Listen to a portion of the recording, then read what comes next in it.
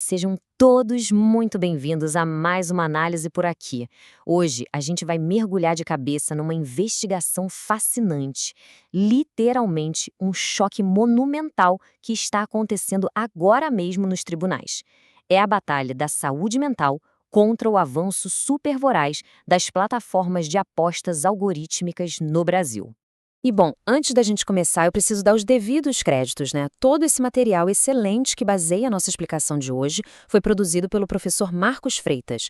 Fica aqui o nosso muito obrigado pela visita e pela interação de sempre com o canal.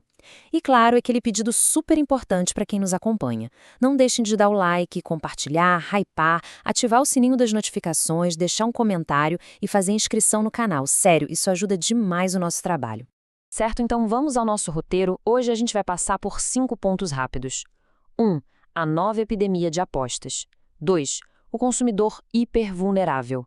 3. Superendividamento e capacidade civil. 4. A responsabilidade das plataformas. E para fechar, 5. Jurisprudência e o futuro. Então bora para a parte 1. A nova epidemia de apostas. Vamos entender exatamente qual é a raiz de todo esse problema que a gente está examinando hoje. Olha só que interessante, a gente precisa desmistificar uma coisa aqui. Sabe aquela velha ideia de que o vício em jogo é só falta de força de vontade ou um desvio moral? Esquece isso. A Organização Mundial da Saúde e a Associação Americana de Psiquiatria classificam a ludopatia formalmente como um transtorno mental. O cérebro muda, gente. O comportamento compulsivo cria uma dependência com mecanismos neuroquímicos incrivelmente parecidos com os do vício em drogas mesmo. É uma questão médica gravíssima. E como é que isso bate na nossa lei? Bom, o Brasil passou décadas construindo leis para proteger as pessoas, lá desde o Código de Defesa do Consumidor em 90. Mas aí, corta para 2023. A Lei 14.790 regulamentou as apostas online. E o que a gente viu foi uma explosão absurda de cassinos virtuais e aplicativos. Ou seja, toda a nossa proteção legal mais tradicional acabou colidindo em alta velocidade com essa nova era digital super agressiva. E isso nos leva à parte 2, o consumidor hipervulnerável. Afinal, o que acontece quando os aplicativos são desenhados milimetricamente para hackear o nosso cérebro?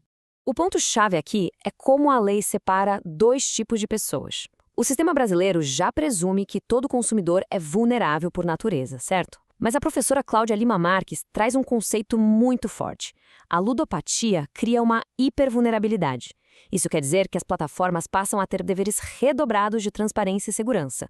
Por quê? Porque elas estão lidando com pessoas que estão com a autonomia de decisão severamente reduzida por causa de um transtorno psíquico.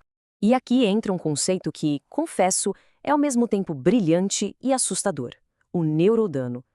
Pensem na assimetria absurda de poder aqui. De um lado, você tem um cérebro humano com a química totalmente desregulada pela compulsão. Do outro, um algoritmo corporativo altamente sofisticado, desenhado para reter a atenção a qualquer custo.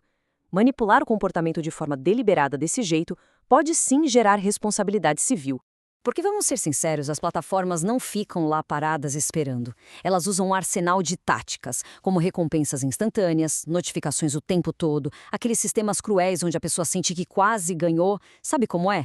Essas mecânicas podem até ser formalmente lícitas no papel, mas elas sobrecarregam cognitivamente a mente de quem joga. É tudo arquitetado cirurgicamente para manter a pessoa dependente, transformando a fragilidade psíquica em muito dinheiro.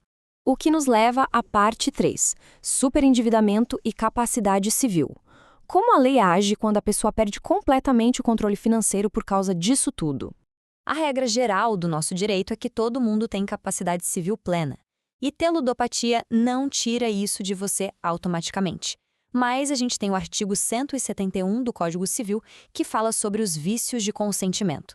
Se uma compulsão muito severa é explorada por um aplicativo de forma proposital, isso pode comprometer tanto a vontade da pessoa que os contratos feitos ali, naquele calor do impulso incontrolável, podem vir a ser invalidados. E para proteger o patrimônio de quem está sofrendo com isso, os juristas debatem soluções muito interessantes. O professor Flávio Tartusi defende uma curatela parcial. Seria uma proteção focada só na parte financeira para garantir a dignidade da pessoa sem tirar os outros direitos dela. Já o Nelson Rosenwald defende uma análise caso a caso. Para ele, não basta só ter o laudo médico de ludopatia na gaveta. É preciso provar que, exatamente na hora da aposta, a capacidade de discernimento daquela pessoa estava de fato comprometida. Saindo dessa esfera mais focada no indivíduo, a gente entra na parte 4, a responsabilidade das plataformas. Gente, as plataformas têm montanhas de dados comportamentais. Elas sabem muito bem quando um usuário liga o sinal de alerta vermelho da compulsão. Aumentar a aposta de madrugada, fazer um monte de depósito seguido para tentar recuperar o que acabou de perder. O sistema vê tudo isso acontecendo ao vivo. Ignorar esses sinais de propósito é uma violação gravíssima do dever de segurança e da boa-fé. O sistema sabe exatamente quem está doente. É por isso que aquela velha desculpa de que, o jogador assumiu o risco sozinho, está morrendo rápido. Em lugares como o Reino Unido e Austrália, já é obrigatório monitorar isso e colocar limites de perdas na conta do usuário. E aqui no Brasil, o nosso sistema está começando a exigir que as plataformas adotem esses deveres preventivos ativos. Não dá mais para só cruzar os braços e assistir passivamente a pessoa se arruinar. E isso ilustra perfeitamente a nossa última sessão, a parte 5, jurisprudência e o futuro. Como é que os nossos tribunais mais altos estão lidando com essa batalha hoje? Prestem muita atenção nesse precedente histórico do Superior Tribunal de Justiça. Um laboratório foi condenado a pagar uma fortuna porque um remédio deles para Parkinson acabou induzindo um paciente ao jogo compulsivo. Esse é um marco absurdo, porque o STJ reconheceu oficialmente que induzir ao jogo patológico é um dano que tem que ser indenizado.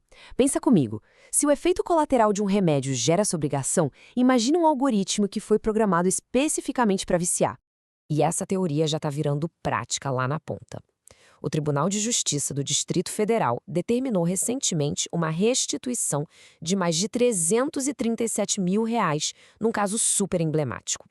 A Justiça está, sim, anulando ativamente as apostas de quem tem diagnóstico de ludopatia e obrigando as plataformas a devolver o dinheiro por terem falhado na hora de monitorar esse comportamento compulsivo. Todo esse cenário, claro, vai bater de frente no Supremo Tribunal Federal. E a fricção constitucional é enorme. Pensem numa balança gigante. De um lado, a livre iniciativa das empresas e a liberdade econômica.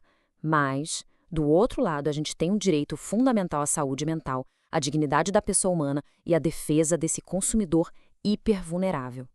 O grande desafio do Estado agora é harmonizar a inovação tecnológica com o princípio da precaução. E assim a gente chega nessa reflexão final, que é bem provocativa. Até onde o mercado pode ir? A exploração econômica da compulsão tem limites legais. O que está ficando muito claro no horizonte jurídico brasileiro é que a responsabilidade dos algoritmos não é só uma teoria interessante, mas é o futuro necessário e inevitável do nosso direito digital. E com isso, chegamos ao fim da nossa imersão de hoje nesse material tão brilhante elaborado pelo professor Marcos Freitas. Quero agradecer demais a visita de todos vocês e a interação com o canal. E bom, aquele lembrete final de sempre. Por favor, não se esqueçam de dar o like, compartilhar, hypar, ativar o sininho das notificações, deixar um comentário e fazer inscrição no canal para que a gente possa continuar trazendo análises aprofundadas por aqui. Muito obrigado mesmo e até a próxima.